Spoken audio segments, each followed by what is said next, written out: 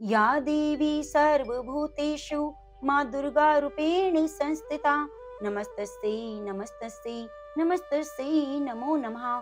जय माता दी। नमः पार्वती पति हर हर महादेव। प्रिय भक्तजनों, आप सभी को नवरात्रि व्रत की हार्दिक शुभकामनाएं। माता रानी की अपार कृपा सदैव आपके ऊपर बरसती रहे।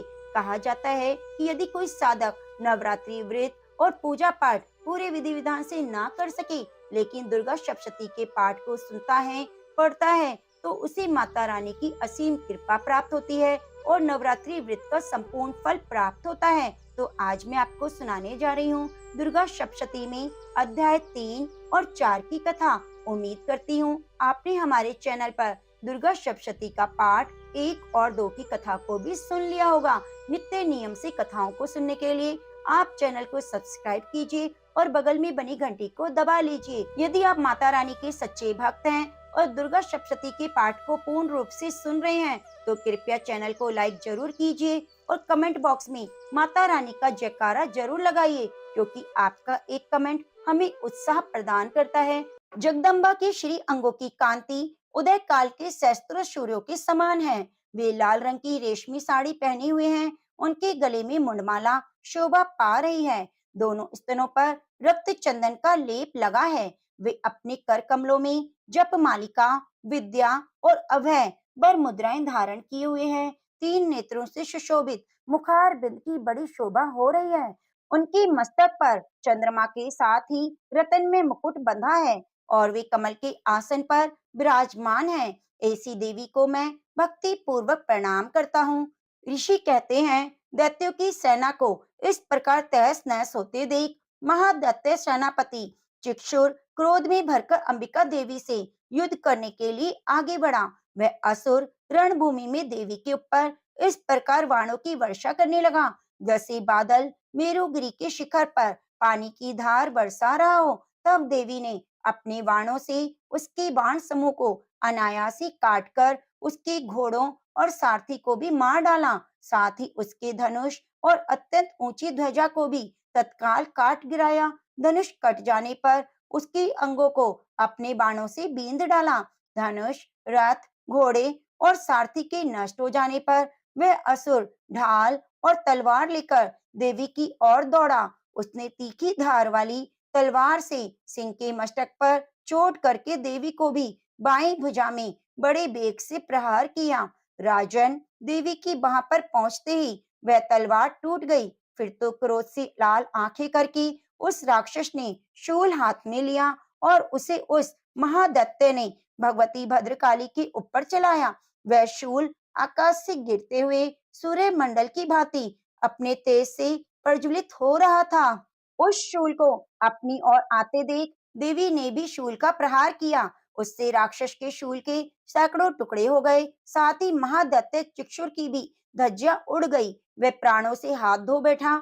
महिषासुर के सेनापति उस महापराक्रमी चिक्षुर के मारे जाने पर देवताओं को पीड़ा देने वाला चामर हाथी पर चढ़कर आया। उसने भी देवी के ऊपर शक्ति का प्रहार किया, किंतु जगदम्बा ने उसे हुंकार से ही आहत और निष्प्रह करके तत्काल पृथ्वी पर गिरा दिया। शक्ति टूटकर गिरी हुई देखकर चामर को बड़ा क्रोध हुआ।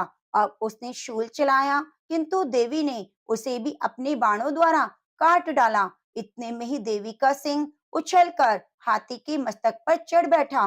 उस दैत्य के साथ खूब जोर लगाकर बाहु युद्ध करने लगा।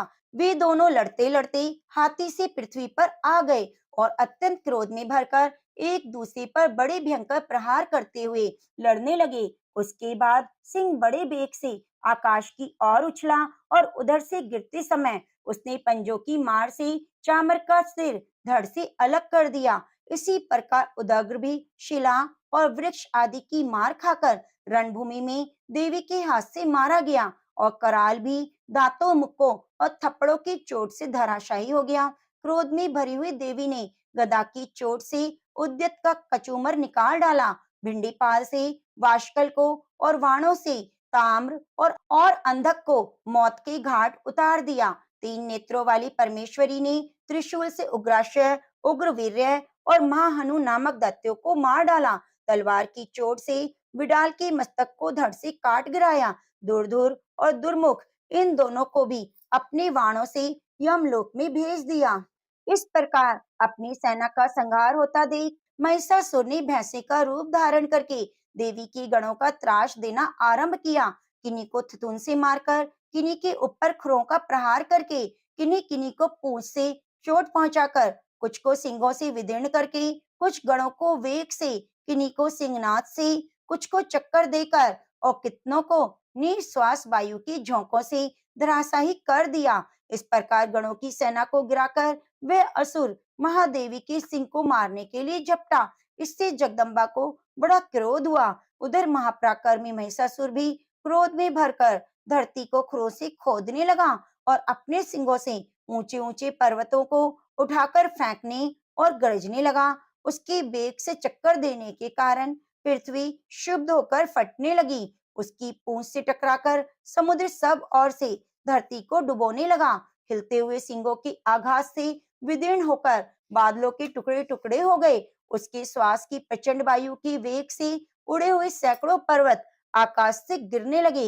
इस प्रकार क्रोध में भरे हुए उस महादैत्य को अपनी ओर आते देख चंडिका ने उसका वध करने के लिए महान क्रोध किया। उन्होंने पाश फेंककर उस महान असुर को बांध लिया। उस महासंग्राम में बंध जाने पर उसने भैंसे का रूप त्याग दिया और तत्काल सिंह के रूप में प्रकट हो गया। उस अवस्था में जगदम्बा जो ही उसका मस्तक काटने के लिए उद्यत हुई, तो ही वह खड्गधारी पुरुष के रूप में दिखाई देने लगा। तब देवी ने तुरंत ही बाणों की वर्षा करके ढाल और तलवार के साथ उस पुरुष को भी बींध डाला। इतने में ही वह महान गजराज के रूप में परिणित हो गया और अपनी सूंड से देवी के विशाल सिंह को खींचने और गरजने लगा। खींचते समय देवी ने तलवार से उसकी सूंड काट डाली। तब उस महादैत्य ने पुनः भैंसे का शरीर धारण कर लिया और पहले की ही भांति चराचर प्राणियों सहित तीनों लोकों को व्याकुल करने लगा। तब क्रोध में भरी हुई जगमाता चंडिका बारंबार उत्तम मधु का पान करने और लाल आंखें करके हंसने लगी। उधर वह बल और पराक्रम की मद से उन्मत्त हुआ राक्षस गरजने लगा। अपने सिंगों से चंडी के ऊपर पर्वतों को फेंकने लगा। उस समय देवी अपने बाणों के समूह से उसके फेंके हुए पर्वतों को चूर्ण करती हुई बोली। बोलते समय उनका मुख मधु के मद से लाल हो रहा था और वाणी लड़खड़ा रही थी। देवी ने कहा, ओ मूढ़, मैं जब तक मधु पीती हूँ तब तक तू क्षण भर के लिए खूब गरज ले। मेरे हाथ से यहीं तेरी मृत्यु हो जाने पर अब शीघ्र ही देवता भी गर्जना करेंगे। ऋषि कहते हैं, यूं कहकर देवी उछली और उस महादैत्य के ऊपर चढ़ गई। फिर अपने पैर से उसे दबाकर उन्होंने शूल से उसके कंठ में आघात किया। उनके पैर से दबा होने पर भी महिषासुर अपने मुख से अभी आधे शरीर से ही बाहर निकलने पाया था कि देवी ने अपने प्रभाव से उसे रोक दिया। आधा निकला होने पर भी वह महादैत्य देवी से युद्ध करने लगा। तब देवी ने बहुत बड़ी तलवार से उसका मस्तक काट गिराया। फिर तो हाहाकार करती हुई दैत्यों की सारी सेना भाग गई और संपूर्ण देवता अत्यंत प्रसन्न हुए। देवताओं ने दिव्य महर्षियों के साथ दुर्गा देवी का स्तवन किया। गंधर्वराज गाने लगे, अप्सराएं नृत्य करने लगी। तो प्रेम से बोलिए, जय माता दी। अब आइए सुनते हैं चतुर्थ अध्याय। सिद्धि की इच्छा रखने वाले पुरुष जिनकी सेवा करते हैं और देवता जिन्हें सब ओर से घेरे रहते हैं, उन जया नाम वाली दुर्गा देवी का ध्यान करें, जिनके श्री अंगों की आभा काले मेघ के समान श्याम है। वे अपने कटाक्षों से शत्रु समूह को भय प्रदान करती हैं। उनकी मस्तक पर आबद चंद्रमा की रेखा शोभा पाती है। वे अपने हाथों में शंख चक्र कृपाण और त्रिशूल धारण करती हैं। उनके 3 नेत्र हैं। वे सिंह के कंधे पर चढ़ी हुई हैं और अपने तेज से तीनों लोकों को परिपूर्ण कर रही हैं। ऋषि कहते हैं, अत्यंत पराक्रमी दुरात्मा महिषासुर और उसकी दैत्य सेना के देवी के हाथ से मारे जाने पर इंद्र आदि देवता प्रणाम के लिए गर्दन और कंधे झुकाकर भगवती दुर्गा का उत्तम वचनों द्वारा स्तवन करने लगे। उस समय उनके सुंदर अंगों में अत्यंत हर्ष के कारण रोमांच हो आया। देवता बोले, संपूर्ण देवताओं की शक्ति का समुदाय ही जिनका स्वरूप है, जिन देवी ने अपनी शक्ति से संपूर्ण जगत को व्याप्त कर रखा है, सभी देवताओं और महर्षियों की पूजनिया उन जगदम्बा को हम भक्ति पूर्वक प्रणाम करते हैं। वे हम लोगों का कल्याण करें। जिनके अनुपम प्रभाव और बल का वर्णन करने में भगवान शेषनाग, ब्रह्मा जी, महादेव जी भी समर्थ नहीं। वे भगवती चंडिका संपूर्ण जगत का पालन और अशुभ भय का नाश करने का विचार करे। जो पुण्यात्माओं के घरों में स्वयं लक्ष्मी रूप से, पापियों के यहाँ दरिद्रता रूप से, शुद्ध अंतःकरण वाले पुरुषों के हृदय में बुद्धि रूप से, सत्पुरुषों में श्रद्धा रूप से, कुलीन मनुष्यों में लज्जा रूप से निवास करती हैं, उन आप भगवती दुर्गा को हम नमस्कार करते हैं। देवी, आप संपूर्ण विश्व का पालन कीजिए। देवी, आपके इस अचिंत्य रूप का, असुरों का नाश करने वाली भारी पराक्रम का और समस्त देवताओं और दैत्यों के समक्ष युद्ध में प्रकट किए हुए आपके अद्भुत चरित्रों का हम किस प्रकार वर्णन करें। आप संपूर्ण जगत की उत्पत्ति में कारण हैं। आप में सत्वगुण, रजोगुण, तमोगुण ये तीनों गुण मौजूद हैं, तो भी दोषों के साथ आपका संसर्ग नहीं जान पड़ता। भगवान विष्णु और महादेव जी आदि देवता भी आपको पार नहीं पाते। आप ही सबका आश्रय हैं। ये समस्त जगत आपका अंशभूत है, क्योंकि आप सबकी आदिभूत, अविकृता, परा प्रकृति हैं। देवी, संपूर्ण यज्ञों में जिसके उच्चारण से सब देवता तृप्ति लाभ करते हैं, वे स्वः आप ही हैं। इसके अतिरिक्त आप पितरों की भी तृप्ति का कारण हैं। अतएव सब लोग आपको स्वधा भी कहते हैं। देवी, जो मोक्ष की प्राप्ति का साधन है, अचिंत्य महावृत स्वरूपा है, समस्त दोषों से रहित, जितेंद्रिय, तत्व का ही सार वस्तु मानने वाला और मोक्ष की अभिलाषा रखने वाला मुनिजन जिसका अभ्यास करते हैं, वे भगवती पराविद्या आप ही हैं। आप शब्द रूपा हैं। आप निर्मल ऋग्वेद, यजुर्वेद, उद्गीत के मनोहर पदों के पाठ से युक्त शाम वेद का आधार भी आप ही हैं। आप देवी तीनों वेद और भगवती छह ऐश्वर्यों से युक्त हैं। इस विश्व की उत्पत्ति एवं पालन के लिए आप ही वार्ता के रूप में प्रकट हुई हैं। आप संपूर्ण जगत की घोर पीड़ा का नाश करने वाली हैं। हे देवी, जिससे समस्त शास्त्रों के सार का ज्ञान होता है, वे मेधा शक्ति आप ही हैं। दुर्गम भव सागर से पार उतारने वाली नौका रूप दुर्गा देवी भी आप ही हैं। आपकी कहीं भी आसक्ति नहीं। कैटव के शत्रु भगवान विष्णु के वक्षस्थल में एकमात्र निवास करने वाली भगवती लक्ष्मी, भगवान चंद्रशेखर द्वारा सम्मानित गौरी देवी भी आप ही हैं। आपका मुख मंद मुस्कान से सुशोभित, निर्मल, पूर्ण चंद्रमा के बिंब का अनुकरण करने वाला, उत्तम सुवर्ण की मनोहर कांति से कमनीय है। तो भी उसे देखकर महिषासुर को क्रोध हुआ। सहसा उसने उस पर प्रहार कर दिया। ये बड़े आश्चर्य की बात है।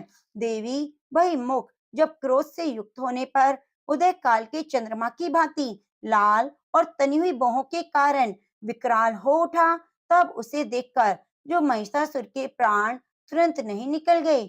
यह उससे बढ़कर क्या आश्चर्य की बात होगी, क्योंकि क्रोध में भरे हुए यमराज को देखकर भला कौन जीवित रह सकता है। देवी, आप प्रसन्न हो।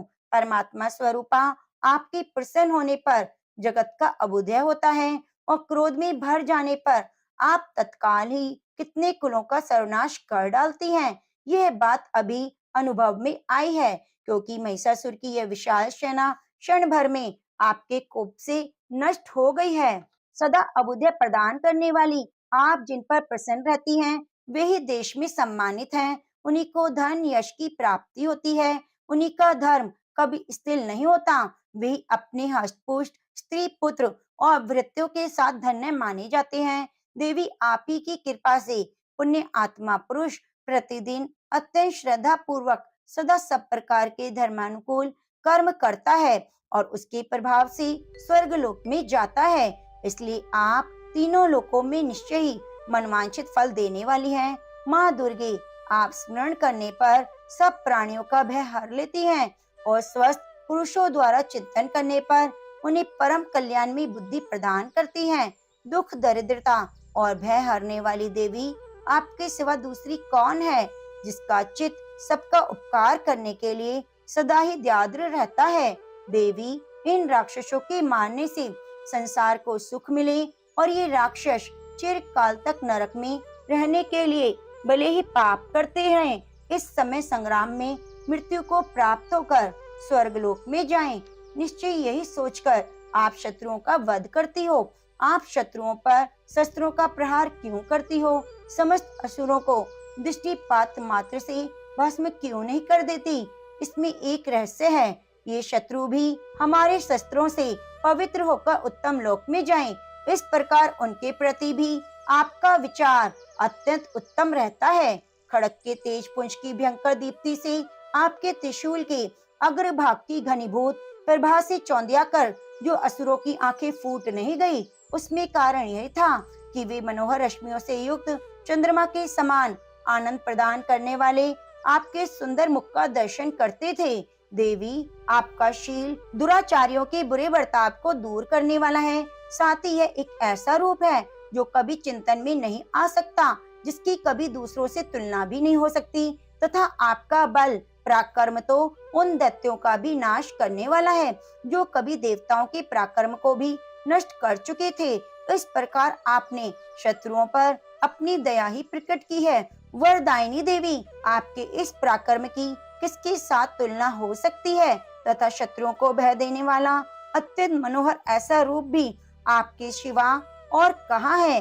हृदय में कृपा और युद्ध में निष्ठुर था। ये दोनों बातें तीनों लोकों के भीतर केवल आप में ही दिखाई देती हैं। हे मात, आपने शत्रुओं का नाश करके इन सभी त्रिलोकी की रक्षा की है। उन शत्रुओं को भी युद्ध भूमि में मारकर स्वर्गलोक में पहुंचाया है। उन्मत्त दैत्यों से प्राप्त होने वाले हम लोगों को भय को भी दूर किया है।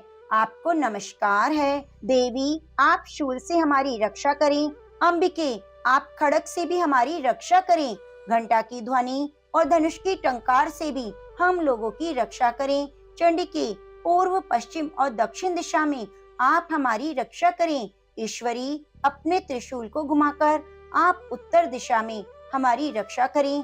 तीनों लोकों में आपके जो परम सुंदर और अत्यंत भयंकर रूप विचरते रहते हैं, उसके द्वारा भी आप हमारी और इस भूलोक की रक्षा करें। अंबिके, आपके कर पल्लवों में शोभा पाने वाले खड़ग, शूल, गदा आदि जो अस्त्र हों, उन सब के द्वारा आप सब और से हम लोगों की रक्षा करें। ऋषि कहते हैं, इस प्रकार जब देवताओं ने जगन माता दुर्गा की स्तुति की और नंदनवन के दिव्य पुष्पों, गंध, चंदन आदि के द्वारा उनका पूजन किया, फिर सबने मिलकर जब भक्ति पूर्वक दिव्य धूपों की सुगंध निवेदन की, तब देवी ने प्रसन्न होकर प्रणाम करते हुए सब देवताओं से कहा। देवी बोली, देवताओं, तुम सब लोग मुझसे जिस वस्तु की अभिलाषा रखते हो उसे मांगो। देवता बोले, भगवती ने हमारी सब इच्छा पूर्ण कर दी। अब कुछ भी बाकी नहीं, क्योंकि हमारा शत्रु महिषासुर मारा गया।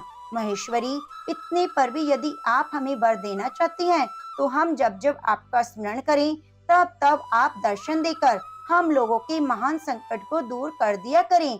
प्रसन्न मुखी अंबिके, जो मनुष्य इन स्तोत्रों द्वारा आपकी स्तुति करे, उसे वित्त, समृद्धि और वैभव देने के साथ ही उनकी धन, स्त्री, पुरुष आदि संपत्ति को भी बढ़ाने के लिए आप सदा हम पर प्रसन्न रहें। ऋषि कहते हैं, राजन, देवताओं ने जब अपने जगत के कल्याण के लिए भद्रकाली देवी को इस प्रकार प्रसन्न किया, तब वे तथास्तु कहकर वहीं अंतर ध्यान हो गई। भूपाल, इस प्रकार पूर्व काल में तीनों लोकों का हित चाहने वाली देवी जिस प्रकार देवताओं के शरीरों से प्रकट हुई थी, वह सब कथा मैंने कह सुनाई। अब पुनः देवताओं को उपकार करने वाली वे देवी दुष्ट दैत्यों और निशुम शुम का वध करने और सब लोगों की रक्षा करने के लिए गौरी देवी के शरीर से जिस प्रकार प्रकट हुई, वह सब प्रसंग मेरे मुंह से सुनो। उसका यथावत वर्णन मैं तुमसे करता हूँ, तो प्रेम से बोलिए, जय माँ भवानी। ओम नमः शिवाय। प्रिय भक्तजनों, अब आइए सुनते हैं सिद्धि कुंजिका स्तोत्र। नमः पार्वती पते हर हर महादेव। जय माँ भवानी। शिव जी बोले, देवी सुनो, मैं उत्तम कुंजिका स्तोत्र का उपदेश करूंगा, जिस मंत्र के प्रभाव से देवी का जप सफल होता है। कवच, अर्गला, कीलक, रहस्य, सूक्त, ध्यान, न्यास, यहाँ तक की भी अर्चन आवश्यक नहीं है। केवल कुंजिका के पाठ से दुर्गा पाठ का फल प्राप्त हो जाता है। अत्यंत गुप्त और देवों के लिए भी दुर्लभ है। हे पार्वती, इसे स्वयोनियों की भांति प्रयत्न पूर्वक गुप्त रखना चाहिए। यह उत्तम कुंजिका स्तोत्र केवल पाठ के द्वारा मारण, मोहन, वशीकरण, स्तंभन, उच्चाटन आदि उद्देश्यों को सिद्ध करता है। मंत्र: ओम ऐं ह्रीं क्लीं चामुंडाय विच्चै। ओम ग्लौम हूं क्लीं जूं सः। ज्वालाय ज्वालाय ज्वल ज्वल प्रज्वल प्रज्वल। ऐं ह्रीं क्लीं चामुंडाय विच्चै। ज्वल हम शम लम शम फट स्वाहा। मंत्र में आए बीजों का अर्थ जानना संभव नहीं, आवश्यक भी नहीं और न वांछनीय है, केवल जप ही पर्याप्त है। हे रुद्र स्वरूपणी, तुम्हें नमस्कार है। हे मधु दत्ते को मारने वाली, तुम्हें नमस्कार है। कैटव विनाशिनी, नमस्कार है। महिषासुर को मारने वाली देवी, तुम्हें नमस्कार है। शुंभ का हनन करने वाली, निशुंभ को मारने वाली, तुम्हें नमस्कार है। हे महादेवी, मेरे जप को जागृत और सिद्ध करो। एंकार के रूप में सृष्टि स्वरूपणी, ह्रीम के रूप में सृष्टि पालन करने वाली, क्लीम के रूप में काम रूपणी, बीज रूपणी देवी, तुम्हें नमस्कार है। चामुंडा के रूप में चंड विनाशिनी और यकार के रूप में तुम वर देने वाली हो। विच्चय रूप में तुम नित्य ही अभय देती हो। तुम इस मंत्र को स्वरूप हो। धाम धीम धूम के रूप में धूर जटी, शिव की तुम पत्नी हो। बाम बीम बूम के रूप में तुम वाणी की अधीश्वरी हो। क्राम क्रीम क्रूम के रूप में कालिका देवी, शाम शीम शूम के रूप में मेरा कल्याण करो। हुम हुम हुंकार स्वरूपणी, जम जम जम नादिनी, भ्राम भ्रीम भ्रूम के रूप में कल्याणकारिणी भैरवी भवानी, तुम्हें बार बार प्रणाम है। अम कम चम टम तम पम यम शम भीम धूम एम भीम हम शम धिजाग्रम धिजाग्रम, इन सबको तोड़ो और दीप्त करो। करो स्वाहा। पाम पीम पूम के रूप में तुम पार्वती पूर्णा हो। खाम खीम खूम के रूप में तुम खेचरी अथवा खिचड़ी मुद्रा हो। शाम शीम शूम स्वरूपणी सप्तशती देवी के मंत्र को मेरे लिए सिद्ध करो। ये कुंजिका स्तोत्र मंत्र को जगाने के लिए है, इसे भक्तिहीन पुरुष को नहीं देना चाहिए। हे पार्वती, इसे गुप्त रखो। हे देवी, जो बिना कुंजिका की सप्तशती का पाठ करता है उसे उसी प्रकार सिद्धि नहीं मिलती जिस प्रकार वन में रोना निरर्थक है। जय माता दी, जय माँ भवानी। प्रिय भक्तजनों, माता रानी की कथा को सुनने के बाद क्षमा प्रार्थना हमें जरूर करनी चाहिए। तो आप सभी हाथ जोड़कर ध्यान लगाकर माता रानी से क्षमा प्रार्थना कीजिए। हे परमेश्वरी, मेरे द्वारा दिन रात सहस्त्रों अपराध होते रहते हैं, यह मेरा दास है, यूं समझकर मेरे उन अपराधों को तुम कृपा पूर्वक क्षमा करो। परमेश्वरी, मैं आवाहन नहीं जानती, विसर्जन करना भी नहीं जानती और पूजा करने का ढंग भी नहीं जानती। क्षमा करो देवी सुरेश्वरी। मैंने जो मंत्रहीन, क्रियाहीन, भक्तिहीन पूजन किया है वह सब आपकी कृपा से पूर्ण हो। सैकड़ों अपराध करके भी जो तुम्हारी शरण में जा जगदम्बा कहकर पुकारता है उसे वह गति प्राप्त होती है जो ब्रह्म आदि देवताओं के लिए भी सुलभ नहीं। जगदम्बिके, मैं अपराधी हूँ किंतु तुम्हारी शरण में आई हूँ। इस समय दया का पात्र हूँ, तुम जैसा चाहो वैसा करो। हे देवी परमेश्वरी, अज्ञान से, भूल से और बुद्धि भ्रांत होने के कारण मैंने जो न्यूनता और अधिकता कर दी हो वे सब क्षमा करो। प्रसन्न हो देवी सच्चिदानंद स्वरूपा परमेश्वरी, जगन माता कामेश्वरी, तुम प्रेम पूर्वक मेरी यह पूजा स्वीकार करो, मुझ पर प्रसन्न रहो। देवी सुरेश्वरी, तुम गोपनीय से भी गोपनीय वस्तु की रक्षा करने वाली हो। मेरे निवेदन किए हुए इस जप को ग्रहण करो, तुम्हारी कृपा से मुझे सिद्धि प्राप्त हो। शतिनाम प्रवक्ष्यामि शरणेव कमलानेन, यस्य प्रसाद मात्रेण दुर्गा प्रीता भवेत् सती।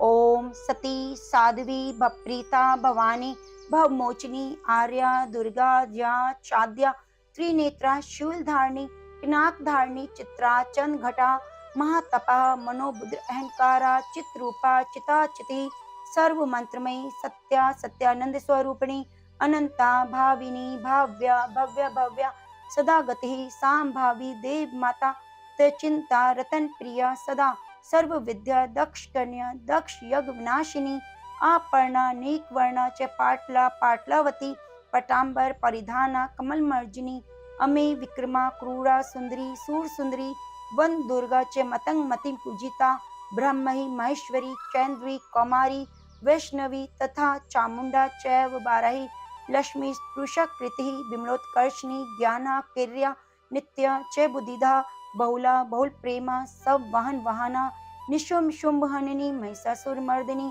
मधुकैटव हंत्री च चंडमुंड विनाशिनी सर्वासुर विनाशा च सर्वदानव घातिनी सर्वशास्त्रमय सत्य सर्वास्त्र धारिणी तथा अनेक शस्त्र हस्ता च अनेकास्त्र धारिणी कुमारी च कन्या च किशोरी युक्ति यति अप्रौढ़ा च प्रौढ़ा च वृद्ध माता बलप्रदा महोदरी मुक्तकेशी घोर रूपा महाबला अग्निज्वाला रौद्रमुखी काल रात्रि पार्श्वनी नारायणी भद्रकाली विष्णु माया जलोदरी शिवदूती कराली तय अनंता परमेश्वरी कात्यायनी च सावित्री प्रत्यक्षा ब्रह्मवादिनी य इदं परपेटि नित्यं दुर्गा नाम शताष्टकम् न साध्यं विद्यते देवी त्रिषु लोकेषु पार्वती धनं धान्यं सुतं जायं हयं हस्तिनमेव च चतुर्वंग तथा चान्ते लभेन मुक्ति च शाश्वतं कुमारीं पूजयित्वा तु ध्यात्वा देवी सुरेश्वरीं पूजयेत् पर्या भक्त्या पठे नाम शताष्टकम् तस्य सिद्धिर्भवे देवी सर्वे सुरवरेरपि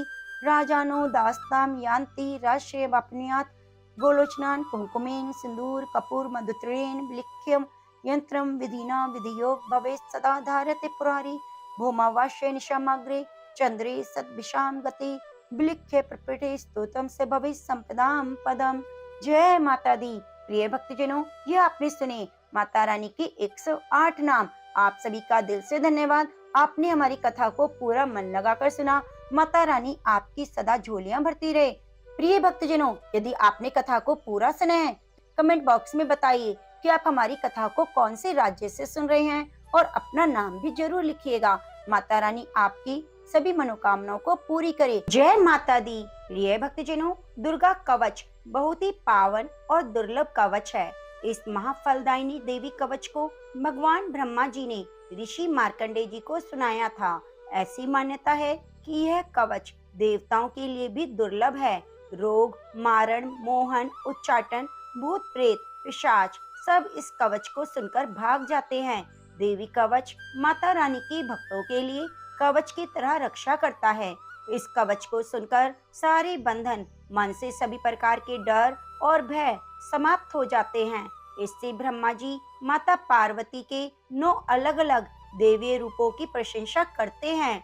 देवी के 9 स्वरूपों के नाम इस प्रकार से हैं: शैलपुत्री, ब्रह्मचारिणी, चंद्रघंटा, देवी कुष्मांडा, देवी स्कंद माता, कात्यायनी, देवी कालरात्रि, महागौरी और सिद्धिदात्री। नवरात्रि में इन्हीं 9 देवियों की पूजा की जाती है।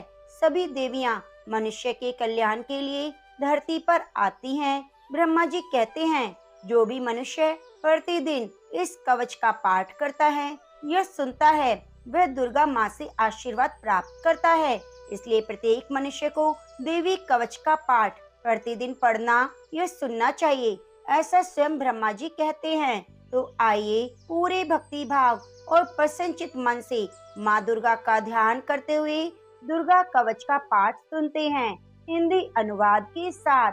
जय माँ भवानी, नमः पार्वती पते, हर हर महादेव। ओम चंडिका देवी को नमस्कार है। मार्कंडेय जी ने कहा, पितामह जो इस संसार में परम गोपनीय और मनुष्यों की सब प्रकार से रक्षा करने वाला है, जो अब तक आपने दूसरे किसी के सामने प्रकट नहीं किया, ऐसा कोई साधन मुझे बताइए। ब्रह्मा जी बोले, ब्राह्मण, ऐसा साधन तो एक देवी का कवच ही है, जो गोपनीय से भी परम गोपनीय है, पवित्र और संपूर्ण प्राणियों का उपकार करने वाला है। महामुने, उसे श्रवण करो। देवी की 9 मूर्तियां हैं, जिन्हें नवदुर्गा कहते हैं। उनके पृथक पृथक नाम बतलाए जाते हैं। प्रथम नाम शैलपुत्री है, दूसरी मूर्ति का नाम ब्रह्मचारिणी है, तीसरा स्वरूप चंद्रघंटा के नाम से प्रसिद्ध है, चौथी मूर्ति को कुष्मांडा कहते हैं, पांचवी दुर्गा का नाम स्कंद माता है, देवी के छठे रूप को कात्यायनी कहते हैं, सातवां कालरात्रि और 8वीं स्वरूप महागौरी के नाम से प्रसिद्ध है, 9वीं दुर्गा का नाम सिद्धिदात्री है। ये सब नाम सर्वज्ञ महात्मा वेद भगवान के द्वारा प्रतिपादित हैं। जो मनुष्य अग्नि में जल रहा हो, रणभूमि में शत्रुओं से घिर गया हो, विश्व संकट में फंस गया हो, इस प्रकार भय से आतुर होकर जो भगवती दुर्गा की शरण में प्राप्त हुए हों, उनका कभी कोई अमंगल नहीं होता।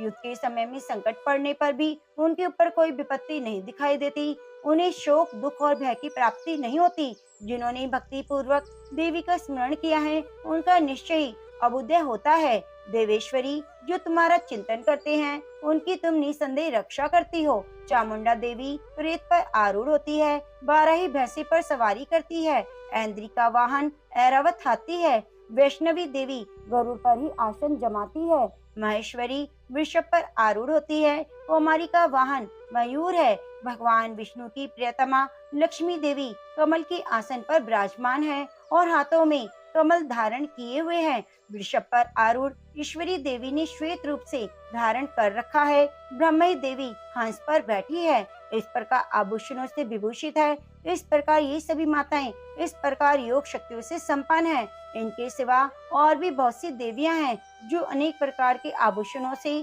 शोभाओं से युक्त हैं और रत्नों से सुशोभित हो रही हैं। ये संपूर्ण देवियां क्रोध में भरी हुई हैं और भक्तों की रक्षा के लिए रथ पर बैठी दिखाई देती हैं। ये शंख, चक्र, गदा, शक्ति, हल, मूषल, खेटक, कमर, परशु, पाश, कुंत और त्रिशूल एवं उत्तम शान धनुष आदि अस्त्र शस्त्र अपने हाथों में धारण करती हैं। दैत्यों के शरीर का नाश करना, भक्तों का अभयदान देना और देवताओं का कल्याण करना, यही उनकी इस शस्त्र धारण करने का उद्देश्य है। महान क्रोध रूप, अत्यंत घोर पराक्रम, महान बल और महान उत्साह वाली देवी, तुम महान भय का नाश करने वाली हो। तुम्हें नमस्कार है। तुम्हारी ओर देखना भी कठिन है। शत्रुओं का भय बढ़ाने वाली जगदम्बिके, मेरी रक्षा करो। पूर्व दिशा में इंद्र शक्ति, मेरी रक्षा करो। अग्नि कोण में अग्नि शक्ति, दक्षिण दिशा में वराही, नैऋत्य कोण में खड़ग धारणी, मेरी रक्षा करे। पश्चिम दिशा में वारुणी और वायव्य कोण में मृग की सवारी करने वाली देवी, मेरी रक्षा करो। उत्तर दिशा में कौमारी और ईशान कोण में शूल धारणी देवी, रक्षा करो। ब्राह्मणी, तुम ऊपर की ओर से मेरी रक्षा करो। वैष्णवी देवी, नीचे की ओर से मेरी रक्षा करो। इस प्रकार शिव को अपना वाहन बनाने वाली चामुंडा देवी, 200 दिशाओं से मेरी रक्षा करो। जया आगे से, विजया पीछे की ओर से मेरी रक्षा करे। वाम भाग में अजिता, दक्षिण भाग में अपराजिता रक्षा करे। उद्योतनी शिखा की रक्षा करे। उमा मेरी मस्तक पर विराजमान होकर रक्षा करे। ललाट में मालाधरी रक्षा करे। यशस्विनी देवी मेरी बाहों का संरक्षण करे। बाहों के मध्य भाग में त्रिनेत्रा और नथनों की यम घंटा देवी रक्षा करे। दोनों नेत्रों के मध्य भाग में शंखनी और कानों में द्वार वासनी रक्षा करे। कालिका देवी कपोलों की और भगवती शंकरी कानों के मूल भाग की रक्षा करे। नासिका में सुगंध और ऊपर के ओठ में चर्चिका देवी रक्षा करे। नीचे के ओठ में अमृत कला और जिह्वा में सरस्वती देवी रक्षा करे। कौमारी दांतों की और चंडिका कंठ प्रदेश की रक्षा करे। चित्रघंटा गले की, घाटी की और महामाया तालु में रहकर रक्षा करे। कामाक्षी थोड़ी की और सर्वमंगला मेरी वाणी की रक्षा करे। भद्रकाली ग्रीवा में और धनुर्धरी कृष्ण वंश में रहकर रक्षा करे। कंठ के भारी भाग में नील ग्रीवा और कंठ की नली में नल कुबरी रक्षा करे। दोनों कंधों में खड़गनी और मेरे दोनों भुजाओं की ब्रिजधारणी रक्षा करे। दोनों हाथों में दंडनी और अंगुलियों में अंबिका देवी रक्षा करे। शूलेश्वरी नखों की रक्षा करे। कुलेश्वरी पेट में रहकर रक्षा करे। महादेवी स्तनों की और शोक विनाशिनी देवी मन की रक्षा करे। ललिता देवी हृदय में, शूल धारणी उदर में रहकर रक्षा करे। नाभि में कामिनी, गुहा भाग की गुहेश्वरी रक्षा करे। पूतना और कामिका लिंग की और महिष वाहिनी गुदा की रक्षा करे। भगवती कटी भाग में विंध्यवासिनी घुटनों की रक्षा करे। संपूर्ण कामनाओं को देने वाली महाबला देवी दोनों पिंडलियों की रक्षा करे। नारसही दोनों घुटियों की और तेजस्वी देवी दोनों चरणों की पृष्ठ भाग की रक्षा करे। श्री देवी पैरों की अंगुलियों में और तलवासनी पैरों के तलुओं में रहकर रक्षा करे। अपनी डाढ़ों के कारण भयंकर दिखाई देने वाली तलुओं में रहकर रक्षा करे। अपनी डाढ़ों के कारण भयंकर दिखाई देने वाली दुष्ट कराली देवी नखों की और ऊर्ध्व केशनी देवी केशों की रक्षा करे। रोमावलियों के छिद्रों में कोबेरी और त्वचा की बागेश्वरी देवी रक्षा करे। पार्वती देवी रक्त, मज्जा, वसा, मांस, हड्डी और मेद की रक्षा करे। आंतों की काल रात्रि और पित्त की मुक्तेश्वरी रक्षा करे। मूलाधार आदि कमल कोशों में पद्मावती देवी और कफ में चूड़ामणि देवी स्थित होकर रक्षा करे। नख के तेज की ज्वालामुखी रक्षा करे, जिसका किसी भी अस्त्र से भेदन नहीं हो सकता। वह अवैद्या देवी शरीर की समस्त संधियों में रहकर रक्षा करे। ब्राह्मणी, आप मेरे वीर की रक्षा कीजिए। छाया की और धर्म धारिणी देवी मेरे अहंकार, मन और बुद्धि की रक्षा करे। हाथ में वज्र धारणी करने वाली वज्रहस्ता देवी मेरे प्राण, अपान, बयान, उदान, समान वायु की रक्षा करे। कल्याण से शोभित होने वाली भगवती कल्याण शोभना मेरे प्राण की रक्षा करे। रस, रूप, गंध, स्पर्श इन विषयों का अनुभव करते समय योगिनी देवी रक्षा करे। सत्वगुण, रजोगुण, तमोगुण की रक्षा सदा नारायणी देवी करे। वराही आरु की रक्षा करे। वैष्णवी धर्म की रक्षा करे। चक्र धारण करने वाली देवी यश, कीर्ति, लक्ष्मी, धन और विद्या की रक्षा करे। इंद्राणी, आप मेरी गोत्र की रक्षा करें। चंडिके, तुम मेरी पशुओं की रक्षा करो। महालक्ष्मी, पुत्रों की रक्षा करे। भैरवी, पत्नी की रक्षा करे। मेरे पति की सुपथा और मार्ग की क्षेम करी रक्षा करे। राजा के दरबार में महालक्ष्मी रक्षा करे। सब और व्याप्त रहने वाली विजया देवी संपूर्ण भयों से मेरी रक्षा करे। हे माँ, मेरे सुहाग की सदैव रक्षा करना, अमर सुहाग देना। देवी, जो स्थान कवच में नहीं कहा गया अतएव रक्षा से रहित है, वह सब तुम्हारे द्वारा सुरक्षित हो, क्योंकि तुम विजयशालिनी और पाप नाशिनी हो। यदि अपने शरीर का भला चाहे तो मनुष्य बिना कवच के कहीं एक पग भी न जाए। कवच का पाठ करके यात्रा करे। कवच के द्वारा सब और से सुरक्षित जहाँ जहाँ भी जाता है वहाँ वहाँ उसे धन लाभ होता है और संपूर्ण कामनाओं की सिद्धि करने वाली विजय की प्राप्ति होती है। वह जिस जिस अविष्ट वस्तु का चिंतन करता है उसको निश्चय प्राप्त कर लेता है। वह पुरुष उस पृथ्वी पर तुलना रहित महान ऐश्वर्य का भागी होता है। तो अवश्य सुरक्षित मनुष्य निर्भय हो जाता है। युद्ध में उसकी पराजय नहीं होती और वह तीनों लोकों में पूजनीय होता है। देवी का यह कवच देवताओं के लिए भी दुर्लभ है। जो प्रतिदिन नियम पूर्वक तीनों संध्याओं के समय श्रद्धा के साथ इसका पाठ करता है उसे देवी कला प्राप्त होती है और वह तीनों लोकों में कहीं भी पराजित नहीं होता। इतना ही नहीं, वह अपमृत्यु से रहित हो 100 से भी अधिक वर्षों तक जीवित रहता है। मकड़ी, चेचक, कोढ़ आदि संपूर्ण व्याधियां नष्ट हो जाती हैं। कनीर, भांग, अफीम, धतूरे आदि का स्थावर विष, सांप, बिच्छू आदि के काटने से चढ़ा हुआ जंगम विष, अहिफेन, तेल के संयोग आदि से बनने वाला कृत्रिम विष, वे सभी प्रकार के विष दूर हो जाते हैं। उनका कोई असर नहीं होता। इस पृथ्वी पर मारण, मोहन आदि जितने अभिचार के प्रयोग होते हैं, जितने मंत्र तंत्र होते हैं, वे सब कवच को हृदय में धारण करने पर मनुष्य को देखते ही नष्ट हो जाते हैं। यही नहीं, पृथ्वी पर विचरने वाले ग्राम देवता, आकाशचारी देव विशेष, जल के संबंधी प्रकट होने वाले गण, उपदेश मात्र से सिद्ध होने वाले निम्न कोटि के देवता, उनके जन्म के साथ प्रकट होने वाले देवता, कुल देवता, माला, डाकिनी, शाकिनी, अंतरिक्ष में विचरने वाले अत्यंत बलवती भयानक डाकिनियां, ग्रह, भूत, पिशाच, यक्ष, गंधर्व, राक्षस, ब्रह्म राक्षस, बेताल, कुष्मांड और भैरव आदि अनिष्टकारक देवता भी हृदय में कवच धारण किए रहने पर मनुष्य को देखते ही भाग जाते हैं। कवचधारी पुरुष को राजा से सम्मान वृद्धि प्राप्त होती है। वह कवच मनुष्य के तेज की बुद्धि वृद्धि करने वाला और उत्तम है। कवच का पाठ करने वाला पुरुष अपनी कीर्ति से विभूषित भूतल पर अपने सुयश के साथ साथ वृद्धि को प्राप्त होता है। जो पहले कवच का पाठ करके उसके बाद सप्तशती चंडी का पाठ करता है, उसकी जब तक वन, पर्वत और काननों सहित ये पृथ्वी टिकी है तब तक वहाँ पुत्र, पौत्र आदि संतान परंपरा बनी रहती है। फिर देह का अंत होने पर वह पुरुष भगवती महामाया के प्रसाद से उस नित्य परम पद को प्राप्त होता है जो देवताओं के लिए भी दुर्लभ है। वह सुंदर दिव्य रूप धारण करता है और कल्याण में शिव के साथ आनंद का भागी होता है। तो प्रेम से बोलिए जय माता दी।